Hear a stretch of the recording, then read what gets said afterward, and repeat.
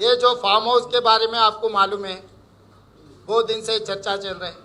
ये चर्चा में केटीआर साहब ने ये कहा कि मेरे को वहाँ पर 1 इंच का भी जगह नहीं है, मैं बहुत ईमानदार हूँ, दुनिया में मेरा जैसा ईमानदार नहीं है। सत्याचंद्र का अगला जन्म मैं कलयुग में लिया, मेरा नाम केटीआर है बोल के उनका जो पट्टे चमचे लोग हैं वो लोग बोल रहे हैं। तो मैं आज उनके खिलाफ इतने सबूत लाए कि वो 301 सर्वे नंबर से लेकर 313 तक उनका जगह है, 25 एकड़ में उनका फार्म हाउस है। वो फार्म हाउस इलीगल कंस्ट्रक्शन है। वो इलीगल कंस्ट्रक्शन में वहाँ ही रह रहे हैं। वो पुलिस वाले पे रिपोर्ट दिए, कोर्ट में डाला है। इसीलिए हम लोग ये पूछना चाहता है कि अगर आप म्युनिसिपल मिनिस्टर रहे, ये जांच सही तरीके से नहीं चलेगा, तुरंत आप रिजाइन दे देना म्युनिसिपल मिनिस्टर को। इसीलिए जांच सही चलना, जिसने जिसने कल्प्रिट से उन लोगों को पनिशमेंट मिलना बोले तो केटीआर को सख्त उसको बरतरफ कर देना मिनिस्टर से। और दूसरा हमारा भाई लंदन बैरिस्टर, आप लोगों को सबको मालूम है, मेरा अच्छा दोस्त भी है, अच्छा पार्लियामेंटेरियन भी है। उनके नाम बोलते हैं असद भाई। मैं असद भाई क्यों अंधा हो गए मुझे समझ में नहीं आ रहा। केटीआर भूखे में रहे तो असद भाई तो अंधा हो गए। ये अंधा होने का वजह क्या है मुझे तो पता नहीं। क्यों उन्होंने अच्छा लीडर है, बहुत तरक्की कर रहा है, बहुत शानदार है, दुनिया में केटीआर के जैसा आदमी है नहीं। वो कांग्रेस वाले ऐसी कुछ बातें बोलते हैं, अब आगे चलते रहो बोल रहे। इसका मतलब असद भाई का मतलब क्या है? देश को लूट लो, अभी तेलंगाना को लूटो, उसके बाद देश को भी लूटो बोल के असद भाई उसको मदद दे रहे क्या? मुझे समझ में नहीं है। असद भाई किसके तरफ वकालत ले रहे? असद भाई छोटे मोटे झोपड़ियां जो 111 जीवो के खिलाफ है बोल के बहुत मुसलमान गरीब लोगों का घर तोड़ दिए। 111 जीवो के खिलाफ ये बने, इनको हटा दो बोल के छोटे छोटे गरीब मुसलमानों का जगह खींच लिए ये सरकार। मगर बड़ा शानदार 3 मंजिल का बंगला 25 एकड़ में बना है, तो आपको क्यों नहीं दिख रहा? आप इतना अच्छा इंग्लिश जानते कि लंदन जाके पढ़े। सलार साहब ने आपको लंदन भी जाए, अच्छा तरक्की करना, अच्छा इंग्लिश सीखना, अच्छा ऐसा कुछ डॉक्यूमेंट रहे तो आप पढ़ के सब दुनिया को बोलने के लिए। मगर आप लंदन में बैरिस्टर पढ़ के आने के बाद भी आपको केटीआर साहब का मामला क्यों समझ में नहीं आ रहा है? मेरे को समझ में नहीं आया है। आपको कुछ लेना देना है तो अंदर अंदर करना। असद भाई ये सड़क पे सरासर चौरास्ते में ऐसे काम मत करो। आप मेरा अच्छा दोस्त है, मैं आपका वेल विशर हूँ। ऐसे चीजों में क्यों चोर के साथ आप क्यों जोड़ रहे हैं?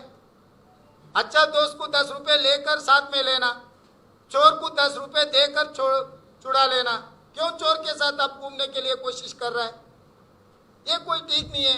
आपको भी कोई शोभा देने वाले नहीं। आपके स्टेटमेंट से, आपके ट्विटर में जो कहा केटीआर साहब को आप अच्छा सपोर्ट देने के लिए आ गया है, मेरे कोई एतराज़ नहीं है। आपका मर्जी, आपको चोर के साथ में चलना या अच्छा दोस्त के साथ चलना आपका मर्जी है। आपका मर्जी को तो मैं कुछ नहीं कर सकता हूँ। मगर झूठ पे झूठ बोलने से वो सही नहीं होगा।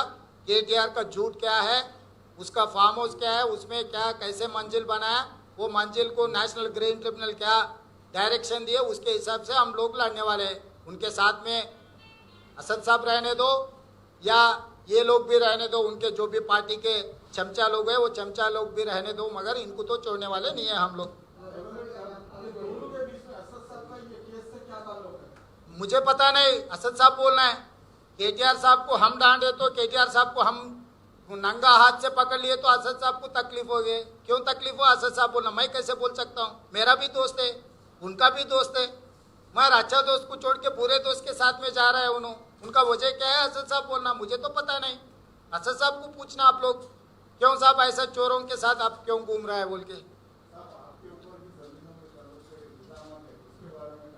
मेरे बारे में बहुत कुछ बोल रहा है, मेरे कोई एतराज़ नहीं है। सरकार उनका है, दिल्ली में बीजेपी का है, तेलंगाना में केसीआर साहब का है। मैं तो कांग्रेस पार्टी वहाँ पर नहीं है, यहाँ पर नहीं है। मेरे कोई एतराज़ नहीं है। आप जो जांच करना है करो। और वट्टिनागुलपल्ली में मेरे कुछ जगह है, उसमें एक बड़ा मंजिल है बोल के बोल रहे हैं। सरासर गांधी भवन से निकलेंगे, केटीआर साहब जहाँ पर भी हो, जुबलीज कहीं गेस्ट हाउसों में कहीं पर भी रहा तो 10 मिनट जुबली चौरस्ते में मैं रोकता हूँ। केटीआर साहब को साथ में ले जाके मेरा साला का जो जगह है मैं दिखाता हूँ। अगर वहाँ पर कुछ भी अगर रहा तो जब का जब भी वहीं का वहीं मैं तोड़ देता हूं। मैं लोगों के सामने रेवंत रेड्डी का नीयत क्या है साफ दिखाना चाहता हूं मैं। तो इसीलिए मेरे साथ साथ केटीआर चलना, उसके बाद जनवाड़ा जाएंगे। केटीआर साहब को क्या है, कौन सा मंजिल है, कितना बनाया, कैसे बनाया, किसका जगह है, वो जगह में कितना डॉक्यूमेंट्स है। मेरा अभी नहीं 2006 में खरीदा सो है वो। मैं राजनीति में आने से पहले वो जगह खरीदा। हर एक इलेक्शन में मैं दिखा रहा हूँ मेरे वहां पर जगह है। मेरा वहां पर तो मेरा कुछ बन के कुछ भी नहीं है। और किसी का इसी सड़क में 4 मीनार दिखा के रेवंत रेड्डी का बोले जैसा है। वो बिल्डिंग किसका है, कौन है, वो दिलाओ बोल रहा हूँ मैं। अगर वो बिल्डिंग मेरा है तो मेरे को दो, अगर इलीगल कंस्ट्रक्शन है तो तोड़ दो, मैं तैयार हूं। बोल के भाग जाने से कुत्ता भौंकता भाग जाता, ये कुत्तों का काम नहीं है। ये राजनीति है। कुछ बोले तो वो बात को रहना, सवाल करे तो सवाल, फिर पलट के सवाल बोले तो उसको पकड़ के चौरास्ते पे आना। KCR resignation, KTR immediate municipal minister resign करना। क्योंकि ज़माने में 1990 में पुणे रंगाराव साहब ने ऐसे कुछ एलिगेशंस आए तो उन्होंने स्टेप डाउन किए। उसके जांच चलने के बाद उनको क्लीन चिट आने के बाद फिर दोबारा उन्होंने मंत्री बना। और राजయ్య को उन्होंने कुछ करप्शन एलिगेशन से केसीआर साहब ने उसको बरतरफ किए। फिर केटीआर के ऊपर आया ना। मैं ये और एक बात पूछना चाहता हूँ, अयप्पा सोसाइटी आप लोगों को सबको पता है, इलीगल कंस्ट्रक्शन में बोल के छोटे मोटे लोगों का अयप्पा सोसाइटी में जितने भी बनाए सबको तोड़ दिए। अयप्पा सोसाइटी में आम आदमी अगर खरीद के अगर कंस्ट्रक्शन भी किए तो रेगुलराइज कर सकते आम आदमी को। अयप्पा सोसाइटी में पूरा तोड़ दिए केसीआर साहब। फिर आपके बेटे करे तो आप क्यों नहीं इसके ऊपर एक्शन नहीं ले रहा है? अयप्पा सोसाइटी में आम आदमी को एक नियत है और आपके बेटे को दूसरा नियत, ये कैसा हो सकता? इसीलिए हम लोग डिमांड कर रहे हैं इमीडिएट केटीआर को म्युनिसिपल मिनिस्टर से हट जाना। अगर वो नहीं हटे तो केसीआर साहब को उसको हटाना। ये 2 महीने जो जांच चलता है तब फ्री एंड फेयर इंक्वायरी चलना बोले तो KTR should resign from the municipal ministry.